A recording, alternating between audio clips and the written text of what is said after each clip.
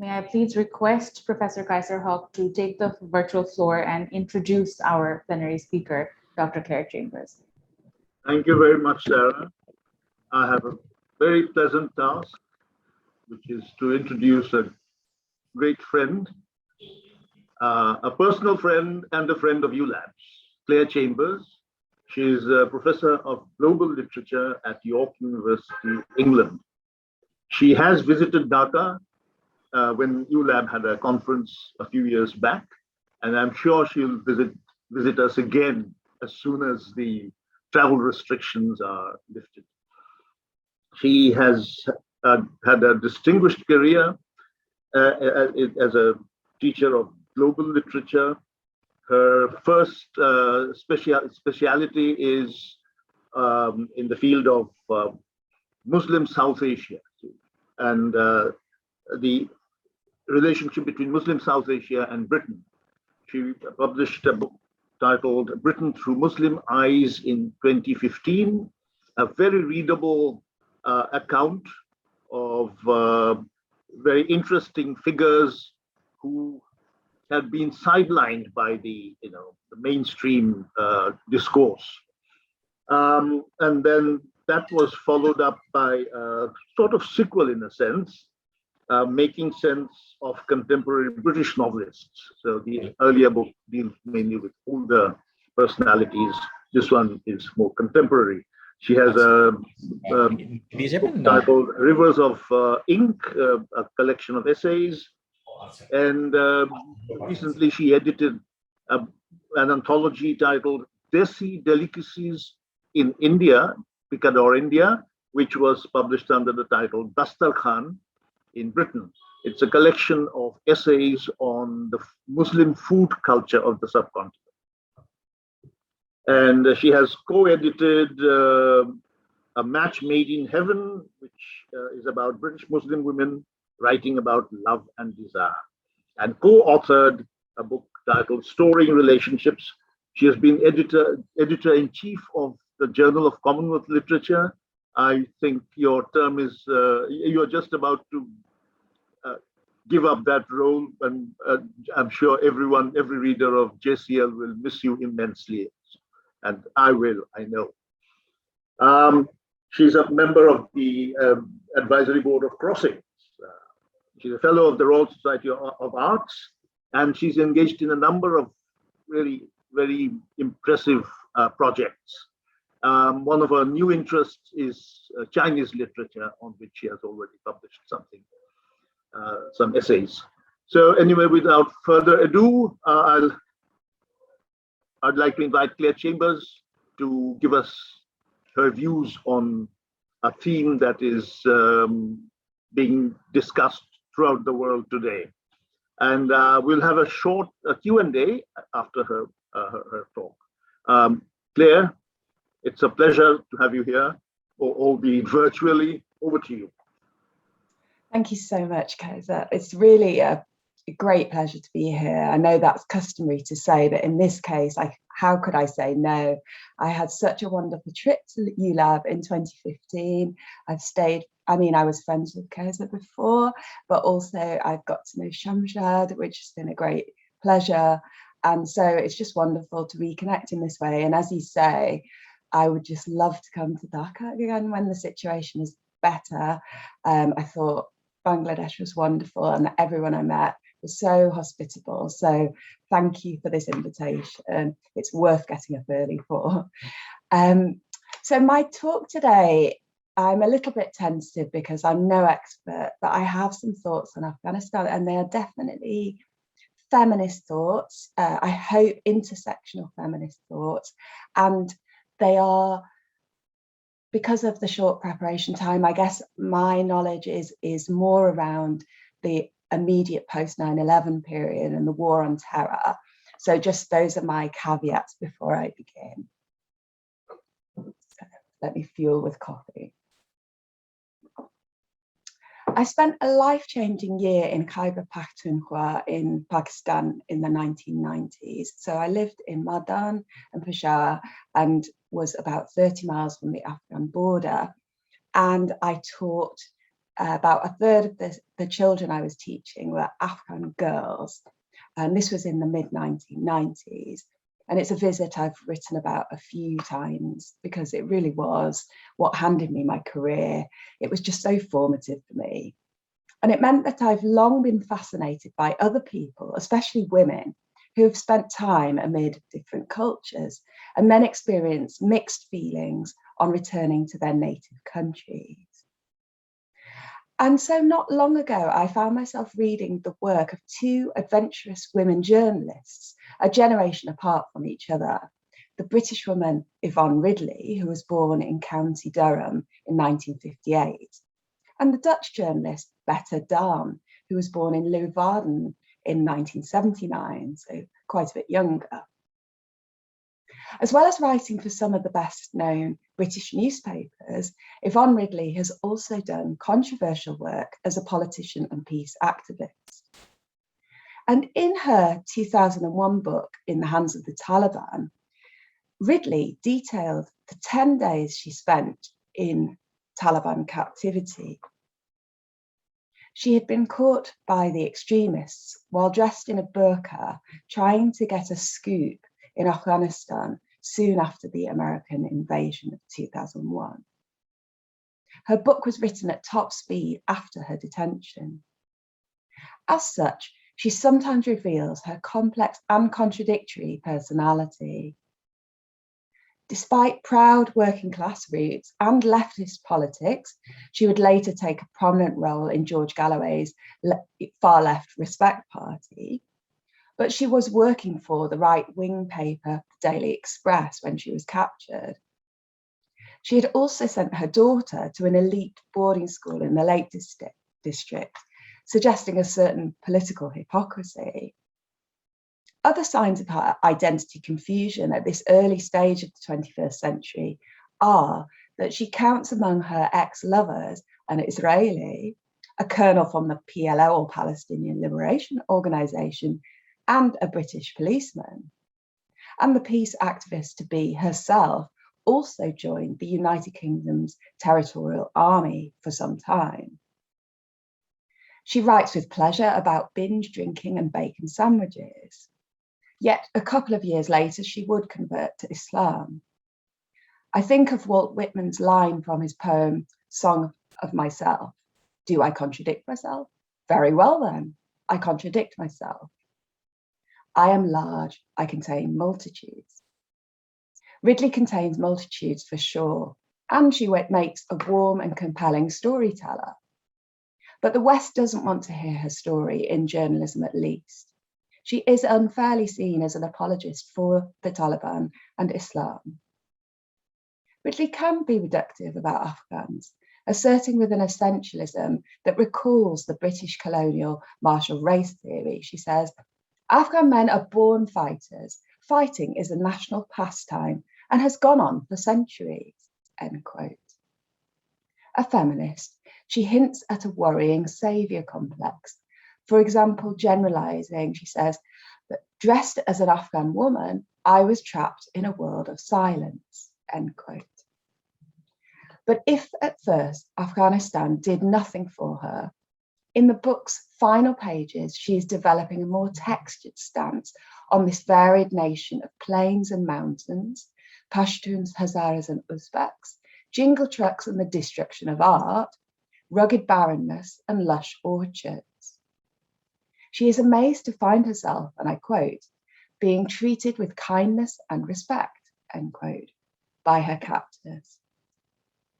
In Turmoil, during her incarceration, she recalls Christian tenets and says the Lord's Prayer. But she also promises that when she is freed, she will make a point of studying the Islamic faith. And this is a pledge she makes good on once she returns to London. The rest, as they say, is history. I now want to explore Bette Daan's A Man and a Motorcycle, How Hamid Karzai Came to Power from 2014. Now, Daan is a more consistent and self-reflexive traveller than Ridley. Early on, she muses, for a moment, it seemed odd that I, a Westerner, wanted to write Karzai's story. Who was I to presume that I could comprehend this society? End quote. Whereas Ridley is able to believe two contradictory things at once with utter certainty, Dam is alert to shades of grey. For instance, she avers, thus began the Battle of Chora, reported in the media as a battle against the Taliban, but in reality, the distinction between friend and foe was completely blurred, end quote. Aged just 26, Dam went to Afghanistan for the first time in 2006. 5 years after the US invasion, she found the country caught up in a complex power nexus, with many Western and local governments jockeying for power. Dam looked on aghast as members of the press corps ensconced themselves in those international bases which had sprung up like weeds all over the nation. According to Dam in her impassioned 2019 TED Talk, most journalists were selling instead of telling the news. They were and are fervent believers in the commodity of the West's story of a global war on terror. She argues then that mainstream media produce conflicts, instilling fear in the hearts of their reporters, soldiers, and NGOs. And they peddle this story from within the binary of safety in the compound, while on the other side of the barbed wire lurks what they construct as an irredeemably evil and unknowable Taliban and Al-Qaeda. Dam's fearless truth-seeking and contempt for established narratives is reflected in novels. So another visitor to ULAB, I think, is the writer James Meek. So I wanted to mention his really interesting novel, We Are Now Beginning Our Descent, in which a war reporter based in Afghanistan declares, you stay in one country for more than a few months. You start to know so much about it that the editors aren't sure what you're talking about anymore. You've moved too far from the readers, end quote. So he's saying that, you know, the sort of thing that Dan was talking about, you know, getting embedded and really starting to understand Afghanistan, maybe speak Pashto, that means that you lose the readers who just can't keep up with your level of knowledge. So they're looking for really a surface level of understanding there, hence the compounds, and that's part of the reason. And another reason obviously being for safety and comfort. Meanwhile, in Zia Haider Rahman's In the Light of What We Know, a text to which I'll return in more depth later, there's a key quote when a character observes that Afghanistan's American occupiers, quote, justify their invasion of Afghanistan with platitudes about freedom and liberating the Afghani people, end quote. In her knowledge of Afghanistan, Dam has soared past most Western editors and readers, rejecting the usual pieties about saving Afghans. She left the compound or echo chamber and was therefore given unprecedented access to Karzai and his cronies, making many Afghan friends. Now Dam has written a biography of Karzai's opponent, Mullah Omar. This book is sensational because Dam was the first to discover the whereabouts of the elusive Taliban leader before his death in 2013. Emma Graham Harrison wrote a viral article for The Guardian in which she argued that Dam's book exposes an embarrassing failure of US intelligence. Dam says the Americans' historical blunder should not surprise us. As soon as she started asking about Mullah Omar on the street, Afghans had answers. But Western journalists were too embedded to be asking the right people or the right questions. Reading A Man and a Motorcycle has made me all the more eager that Mullah Omar's biography, written in Dutch, be translated into English as soon as possible. 9 days after 9/11, on 20th September 2001, President George W. Bush responded to the World Trade Center attacks by addressing a joint session of Congress. He lamented that in the space of a single day, he said the country had been changed irrevocably, its people, quote, awakened to danger and called to defend freedom, close quote.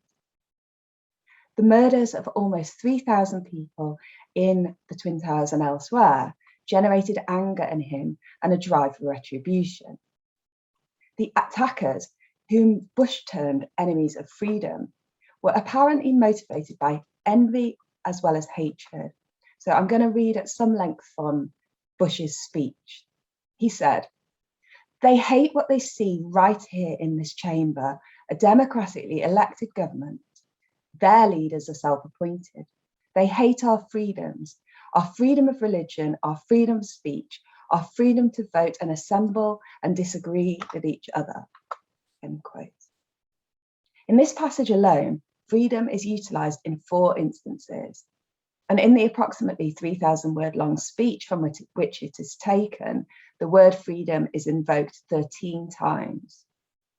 Given that the speech was a major statement of Bush's intent following the wound of 9/11, and that the US government used the code name Operation Enduring Freedom to describe its war in Afghanistan, it is clear that freedom is a crucial concept to the US and its allies. This is unsurprising, since the Statue of Liberty on Liberty Island in New York Harbor has long served as a symbol of freedom and the vaunted American myth of social mobility. But what does freedom consist of? Is it a universal value? And does everyone, men and women, and people from different classes, races, or religious backgrounds, experience it in the same way? In her essay Terror, a speech after 9/11, Gayatri Chakravorty Spivak thinks not. The American and Indian critic caustically gives the example of a fresh-faced American woman soldier piloting a US aircraft carrier. This is enabling to the individual woman's sense of freedom, as she says to viewers, "If I can drive an aircraft carrier, I can drive any truck." Then Spivak recounts that a male CNN correspondent remarked on this, that no one will be able to make sexist jokes about women drivers anymore. Spivak calls this the most bizarre example of single-issue feminist patter and asks sardonically, "All women?" before concluding that the women of Afghanistan are coded somewhat differently. In other words, the idea of the oppressed, unfree Afghan woman was politically appropriated as a category to justify imperial projects of violent intervention. Now we can circle back to the 2014 novel by Bangladeshi-born writer Zia Haidar Rahman, entitled In the Light of What We Know. The book deals in part with 9/11 and its aftermath. One of Rahman's 2 main protagonists, Zafar, takes a job in Afghanistan soon after the outbreak of war in 2001.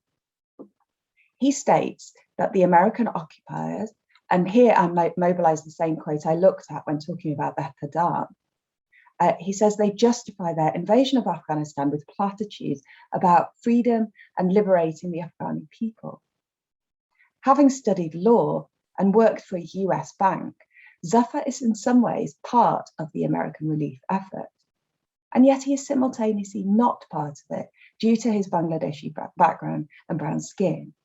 Because of this, coupled with his working class origins, he sees through the rhetoric of freedom as platitudinous. Later, Rahman Zafar describes a raucous, sexually charged UN bar in Kabul, concluding it was a scene of horror. This is the freedom for which war is waged. End quote. Here, he unpicks what Americans mean by freedom. It pathetically involves a person being free to drink alcohol and explore his or her sexuality, whether married or single is unimportant. To the occupiers, freedom is about individual choice in the free market. This means little to the majority of Afghans. The influx of new bars and nightclubs during the occupation is a popular, positive development in the minds of local elites, but as Zafar points out, the poor are disgusted. From freedom's sister word, liberty, comes the verb liberate, another word for saving. This idea of liberation and saving brings us to Leila Abu Lughad's book and article, Do Muslim Women Need Saving? The anthropologist tackles ideas about freedom in relation to the realms of race, class, and gender. A feminist with heritage partly in the global south, Abu-Lughod suggests that Western feminists see themselves as saving their benighted Muslim sisters. Abu-Lughod wrote her influential essay, the first came out in 2002 under the title, Do Muslim Women Really Need Saving? So just that additional word, really. So of course she was writing this against the backdrop of the initial phase of the war in Afghanistan. She took as her point of departure the toxic but hilarious George W. Bushism, women of cover, which conflated the politically nuanced American term women of colour with the issues surrounding Muslim dress and its supposed subjugation of women. In her essay, Abu-Lughod provided a fine-grained reading of the veiling debate.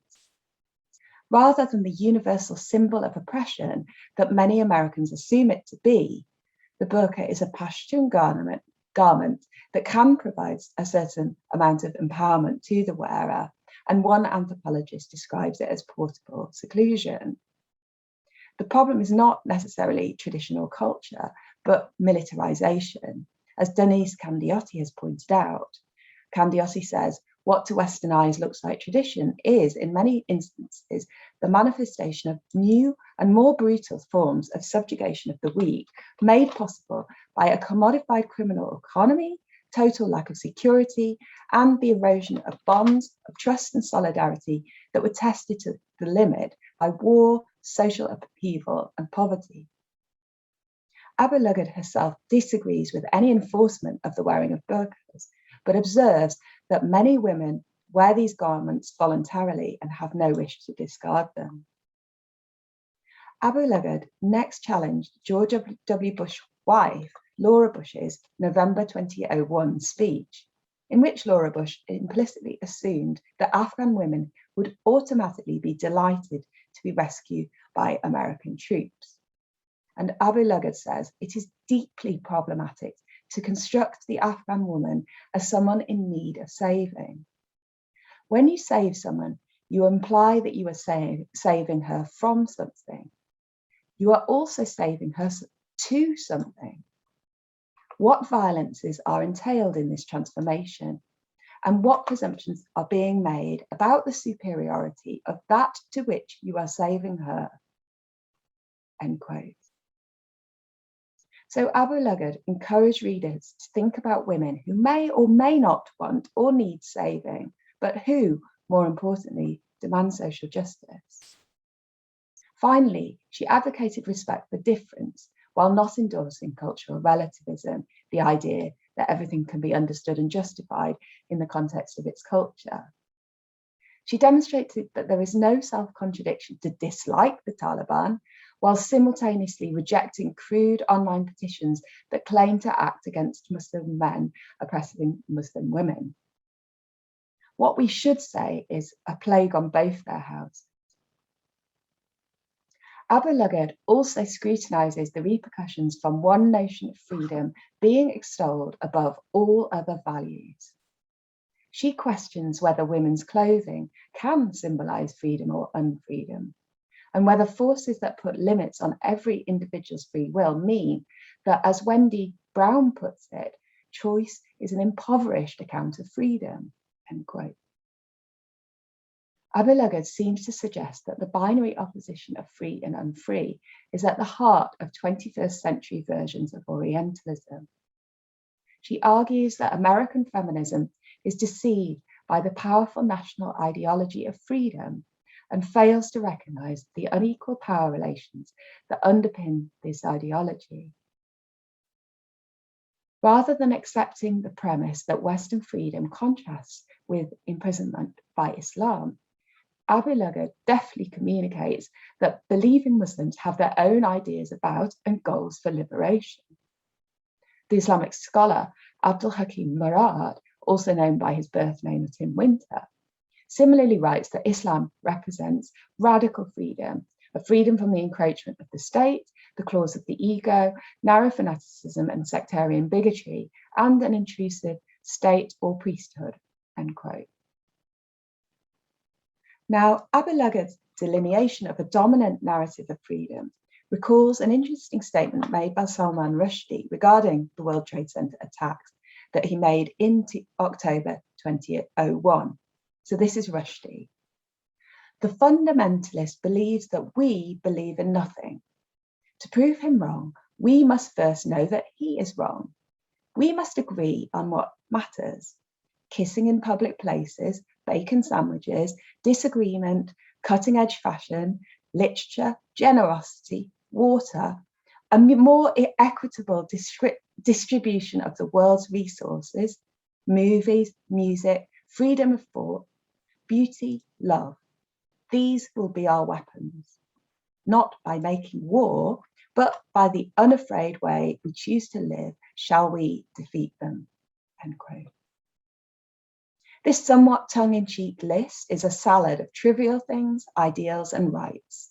It also neatly illustrates that many apparent freedoms are culturally specific shibboleths that might alienate not just so-called fundamentalists, but a good number of non-Western, non-Christian, and non-male people. Not to mention many Western vegetarians, including me, who would be put off by the bacon sandwiches. It becomes apparent that ideas of freedom are culturally located. Notwithstanding Rushdie's claims or his use of the first-person plural pronoun we, liberty does not equate to wearing miniskirts rather than burqas.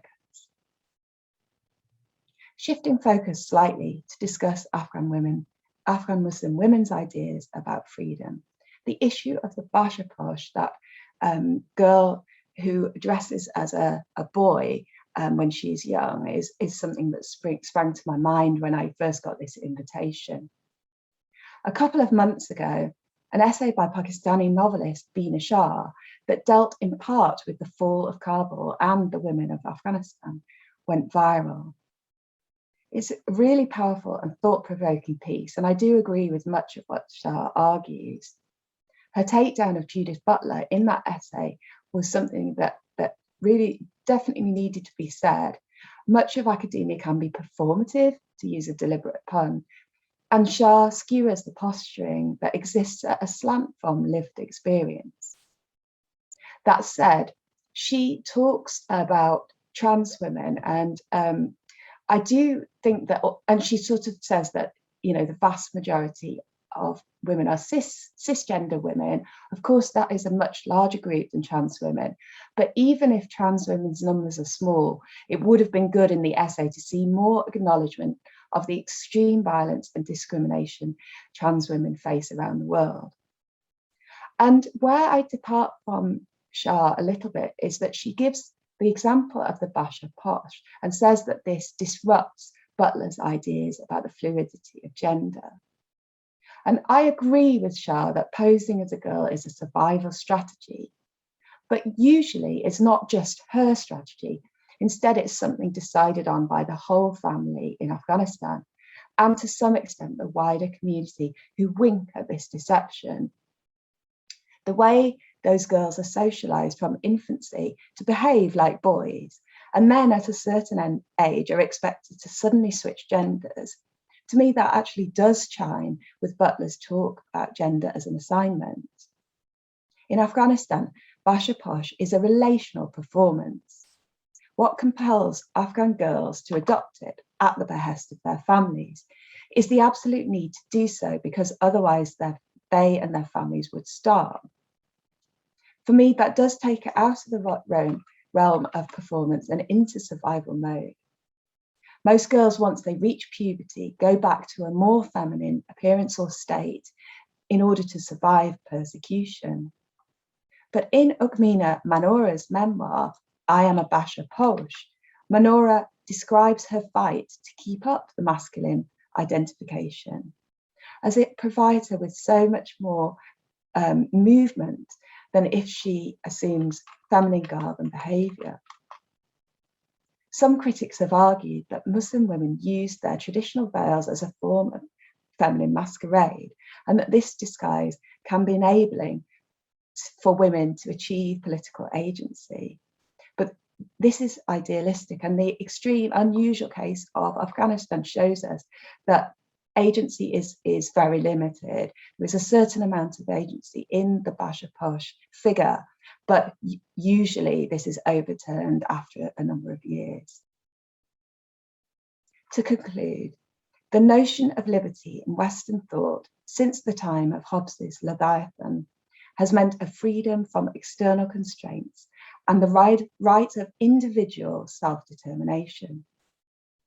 In Middle Eastern and Central and South Asian thought, by contrast, freedom, Hurriya in Arabic, Azadi in Pashto, Farsi and Hindi, and I think you'll correct me if I'm wrong, Shadinata in Bangla, typically possesses political communitarian connotations.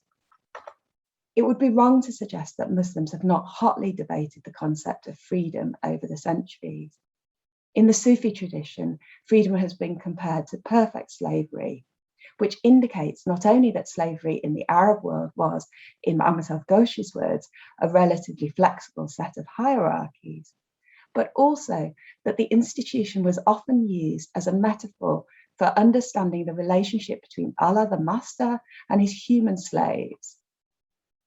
Most of the writers I've discussed provocatively challenge Western perceptions of what freedom entails when they construct characters who express and embody freedom in relational and subversive ways. The issue of clashing cultural understandings of liberty highlighted by this talk is particularly pertinent in the light of Abu Lughad's analysis of the rhetoric of freedom used to justify the war on terror. Single-issue feminism has typically overlooked non-Euro-American traditions when defining women's lives. The war in Afghanistan has led to the privileging of a Western dichotomy of freedom versus unfreedom.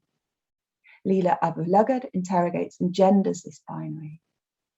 In a post-9/11 context, Ridley, Dam and Rahman robustly challenge the two choices. We should not forget, though, that ideas of political freedom are more crucial in the Muslim world now than ever before. And this was easily perceptible in the advent of the Arab Spring, which was later mournfully known as the Arab Winter. But even despite its many failures, there is something in those chants, the chants against the Egyptian regime, for example, that Adaf Suwaif evokes, which clearly encapsulate and call forth that ever elusive and changeable idea of liberty. So I'm going to end with a final quote. They said trouble ran in our blood, and how'd we dare demand our rights? Oh, dumb regime, understand what I want. Liberty, liberty. Thank you.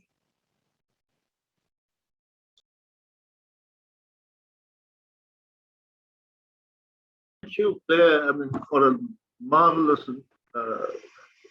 exposition of some of the key issues relating to Afghanistan, and in fact the Islamic world and the world as a whole. And it's now these are issues that need to be debated and discussed everywhere. We'll have a very brief Q&A session. So if there are any questions, please raise your hand or communicate with us. Let me begin, Claire, by just raising an issue. You see, what you have just told us, see, is a wonderful critique of the the kind of ideological rubbish which is dumped on us now. And then another thing that emerged is that you have the Muslim world and the Western world. Now, is it the case that within the Muslim world there is a separate discourse of on freedom, and in the West there's a different discourse? Now, the reason I'm asking this question is that the two worlds have interpenetrate, and because of the asymmetry in global power, even within the Muslim world, the questions that can be raised and discussed are, to an extent, I think and I fear, determined by Western power knowledge, which makes it really virtually impossible to do justice to the questions. Now, where can we locate a space where, the kind of discourse that you have just presented us with, which is admirable. Now, where would you locate this discourse? Is there a space, a global space, where everyone can, talk sensibly and freely about all these issues? Thank you. That's a brilliant question. And certainly I was aware that there was, in the space of a half an hour talk, some simplification. And I absolutely agree that there is interpenetration between so-called West and so-called East. So that, for example, in Peter Mori and Amina Yakin's book Framing Muslims, they do good work early on in kind of trying to complicate and show how these things are not so easily separable. So I wish I would have had more time to do that kind of ground clearing. But I think the question at the end there about finding maybe a third space where the extreme narratives on both sides could be tackled and people could find their own model of freedom is to be found in some of the writers I discussed, actually. So in fact, most of these writers embody a kind of the interpenetration and the difficulty of separating these constructs of West and East. So Betta Dam and Yvonne Ridley, with whom I started, have both spent a lot of time in Afghanistan and other countries like Pakistan, so they have really become knowledgeable. And as I say, Yvonne Ridley has converted to Islam herself. Then Zia Haidar Rahman has made the opposite trajectory, spent a lot of time in Britain and America, like his characters. Similarly, Leela Abu Lughad, one parent having been Palestinian and the other American, and I hope myself, I think the space is to be found by trying to find out about their cultures and in a deep way, not just through kind of parachute journalism or anything like that, or parachute academia, but through learning languages, through immersion. And that's where the most interesting responses are coming. Interestingly, a writer like Rushdie, as subtle as he can be and as talented as he clearly is, he has gone the other way. Despite having the knowledge of both, he is the one that's kind of tub thumping and using the we pronoun to make generalizations, albeit, ironically, but the kind of, it's all about dissent, debate, miniskirts, music, and bacon sandwiches, this very sort of consumer-driven view of freedom, which I think can be alienating, not just to the have-nots in the global south, but to have-nots everywhere. I think it's, especially in these pandemic times with a lot of privation, what Rushdie is also, it's class inflected, it's the fear of a man with a lot of material wealth. That fear of losing it is his fears about freedom, it seems to me. Can I just add a subsidiary question? All these critics and writers you have mentioned now, they all live in the West. Am I right? Right, you see? And I think that is important because, you see, to what extent is this space that we have defined, which is where this discourse can take place, contingent upon the physical presence or rootedness of the critic in a Western society. In other words, without a Western passport, my contention is that without a Western passport, it is not possible to make this kind of criticism. That is salutary, actually, and I will have to think about that. I would say the exception would be Bina Shah, who she's always lived in Karachi and is making very bold and brave statements. So she's on the ground. The others, you're absolutely right. So that is something for me to think about. I'm sure.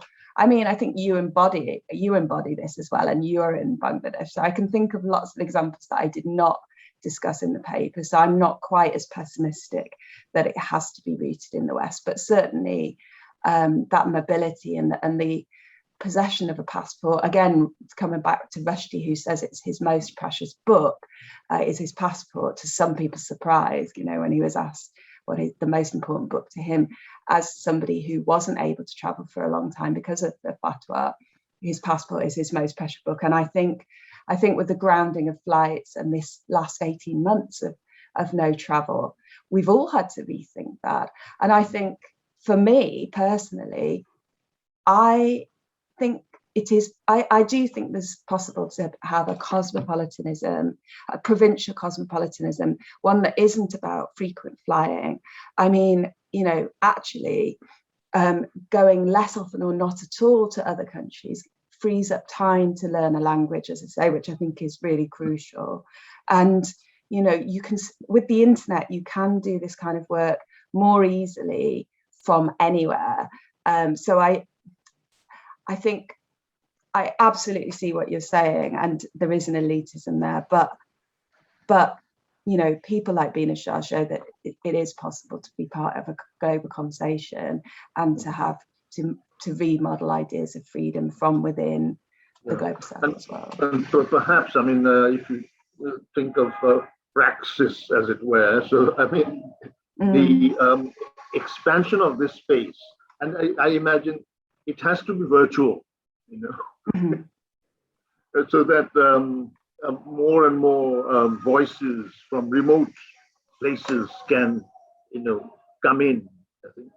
I think the expansion of this space, I think, is something that we should all sort of try to work for.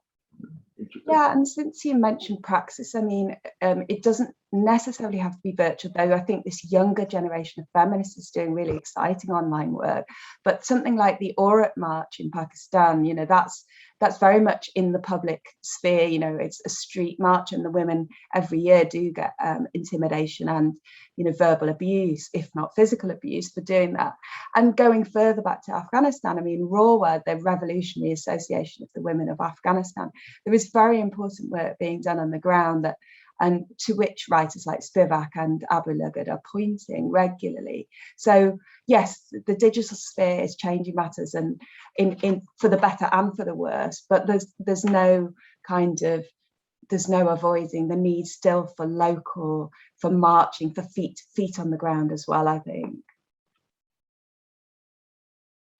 Thank you very much. Are there any other questions from the audience? We do have two comments. I think one question in the chat box.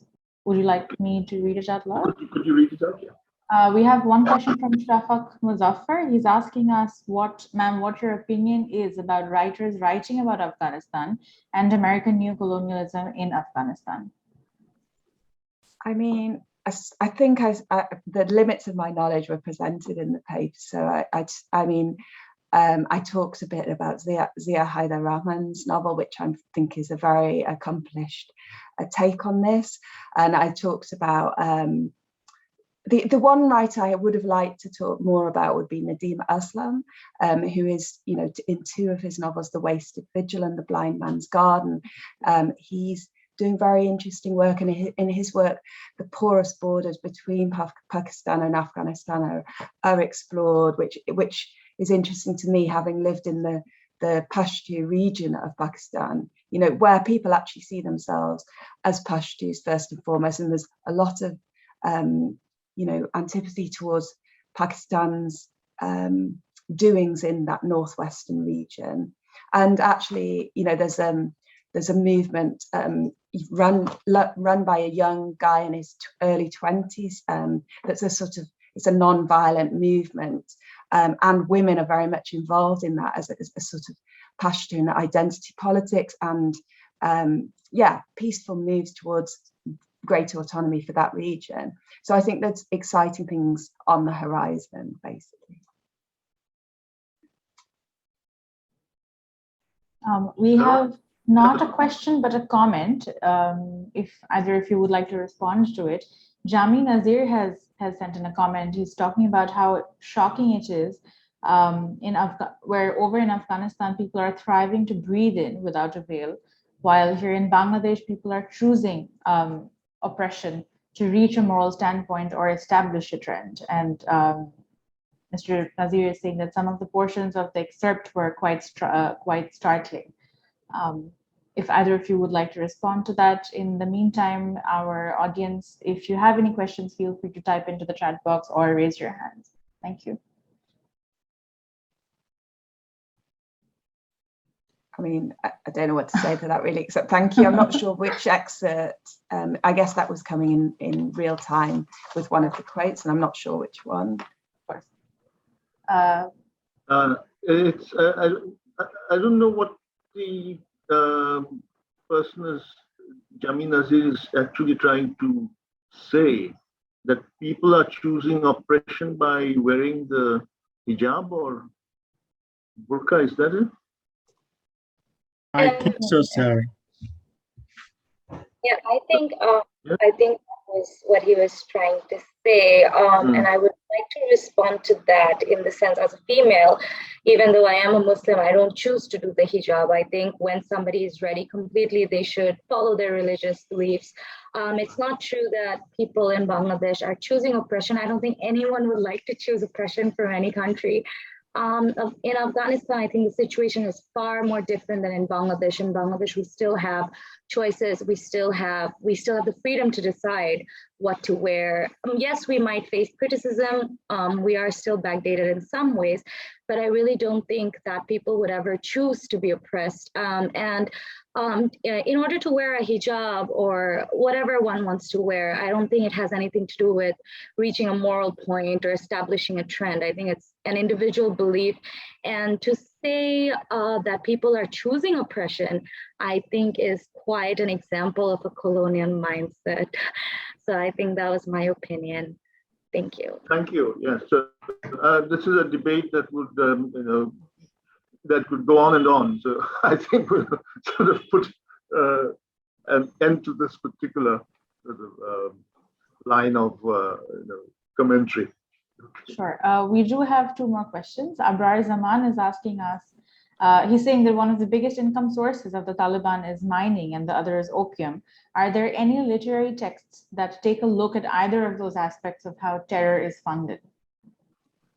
I can't think of literary ones, but you should check out Ahmed Rashid's nonfiction work. There's some good information about opium in that writing. Thank you. Avijit Das has one last question. What is your opinion on the debate between freedom of expression and religion? Oh, that's a whole other issue. That's a very good question. That's a good question.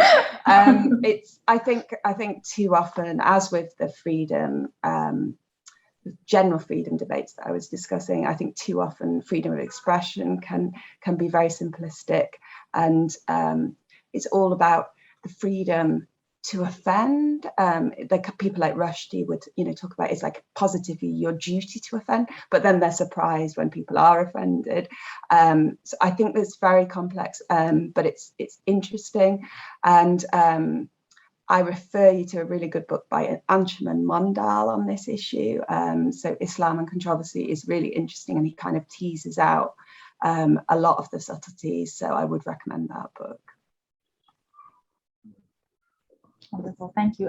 If we don't have any other questions, Pastor Sir, would you like to share any? Well, I think I'd like to sort of bring the session to a close. I think we've had a wonderful,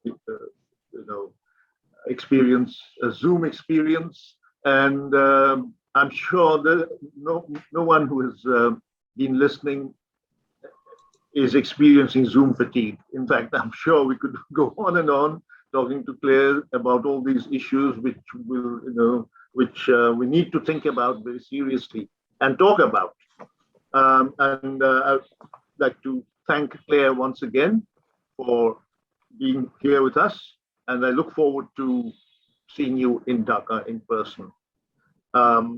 Thank you very much, and thank you, Sarah, and thanks to the audience and the department and the organizers of this webinar. So with that, I would like to bring this session to a close. Goodbye, everyone. Stay safe.